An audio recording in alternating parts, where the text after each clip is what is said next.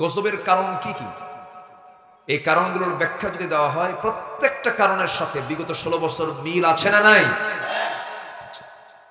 সব মিলে যায়। হকের বিজয় কে দেন বলেন তো? সত্যের বিজয় আছে না নাই? আচ্ছা, বিজয় আল্লাহ পাক দিয়ে দেন। এই তো একটা বিজয় হয়ে গেল।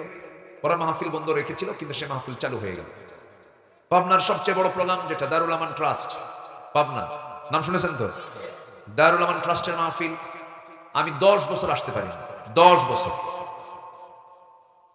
11, 12, 13, 14 আল্লামা সাইদ রাহিমাহুল্লাহর গ্রেফতারের পর থেকে 4 বছর করেছি। 12টা প্রোগ্রাম করেছি ওই মাঠে, মহিলা সমাবেশ সহ। সেটা বন্ধ করে দিয়েছে। প্যারেড ময়দান দীর্ঘ 18 বছর বন্ধ রেখেছিল। বাংলাদেশের ইতিহাসের সবচাইতে বড় প্রোগ্রাম আল্লামা সাইদ রাহিমাহুল্লাহ 1977 সালে শুরু করেছিলেন। 2006 সাল পর্যন্ত হয়েছে। এরপর তাকেও করতে দেয়নি। 18 বছর মাহফিল হয়ও নাই। এবছর আল্লাহ তাআলা আমাকে দিয়ে উদ্বোধন করিয়েছেন।